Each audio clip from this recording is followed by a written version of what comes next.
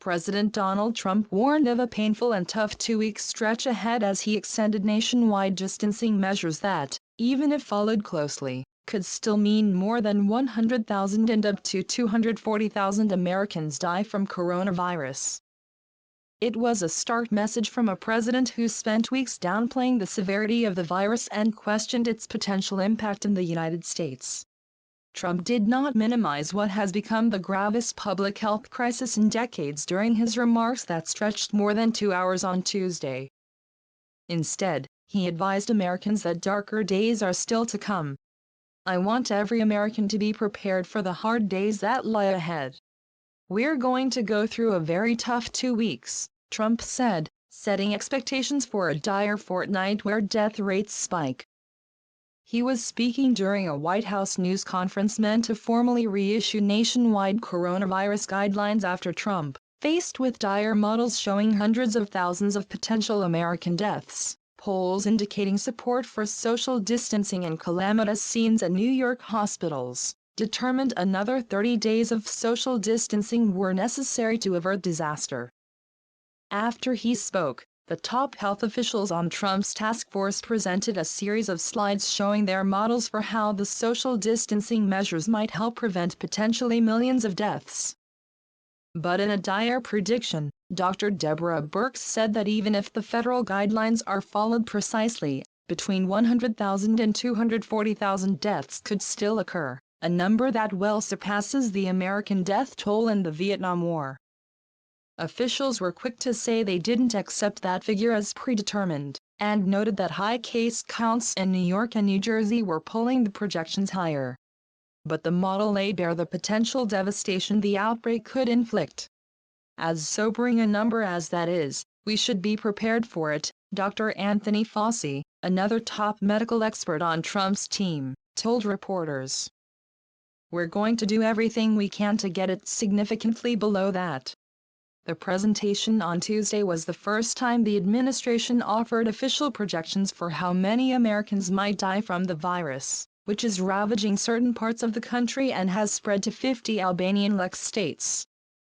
Trump offered a new level of sobriety in his discussion of the models, though he remained insistent his administration had handled the outbreak adequately and refused to accept responsibility for early testing failures, which he blamed on previous administrations.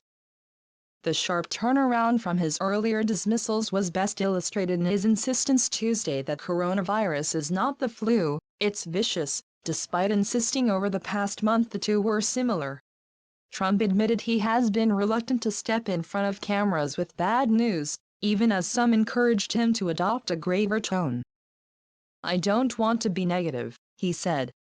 "This is easy to be negative about, but I want to give people hope too. You know, I'm a cheerleader for the country." But he also seemed to still be grasping the extent to which the country is gripped by the ongoing crisis. "It's an incredibly dark topic. An incredibly horrible topic. And it's incredibly interesting. That's why everybody is, they're going crazy, they can't get enough of it," he said. Not all of Trump's advisors supported the decision to extend the distancing guidelines, and some have privately questioned the models his health advisors used to convince him the distancing efforts were necessary, multiple people familiar with the matter said. Trump faced intense pressure from business leaders and some conservative economists to reopen some parts of the country before ultimately deciding against it. His officials said Tuesday the distancing guidelines were the only thing preventing up to 2.2 million deaths, a figure derived from a British study that Trump has cited repeatedly. "There is no magic bullet. No magic vaccine or therapy. It's just behavior," Birx said. Amid the internal debate over whether to ease the social distancing efforts, some aides recommended the president only extend them another 15 days, but health advisors argued a month was necessary, people familiar with the discussion said. Trump told aides it would be better to ease the guidelines earlier than expected rather than have to extend them again.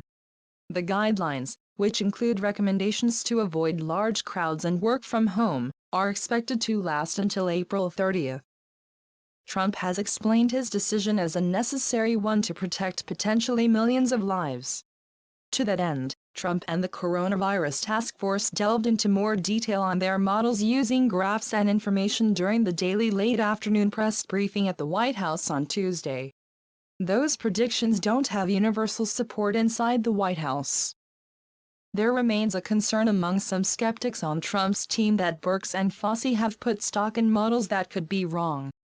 Epidemiological models rely on assumptions and can't, by their nature, always be 100% accurate. Much about the virus's spread remains unknown, particularly with persistent problems on getting Americans tested. Fauci said the projections could change depending on how the pandemic unfolds. "We don't accept that number, that's what it's going to be," he said. "We want to do much better than that." Tuesday marked the expiration of the initial 15-day period for the federal social distancing guidelines that Trump announced earlier in March. He announced Sunday the guidelines would be extended another 30 days.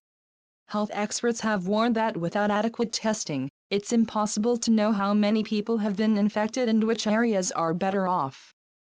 Contact tracing, the practice of determining who an infected person may have interacted with, also requires robust testing efforts, and is another step experts have said is necessary to containing the virus. Vice President Mike Pence, who is leading the coronavirus task force, said during Tuesday's briefing that 100,000 Americans per day were now being tested for coronavirus.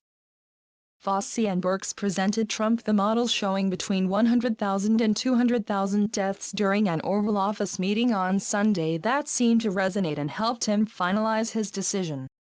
CNN also reported on Monday morning that Trump was struck by grave images from Elmhurst Hospital in Queens, near where he grew up, showing hospital workers inundated with coronavirus cases. The scene helped solidify his decision that further distancing measures were necessary to prevent the disease from spreading. Polling presented to Trump also helped him determine that asking Americans to keep refraining from going to crowded workplaces or schools would not necessarily be unpopular. As Trump codifies the extension of the guidelines, he and his advisors are weighing another recommendation with potential political fallout, that Americans being wearing masks or other face coverings, a reversal from earlier federal guidance that indicated such a step wasn't necessary.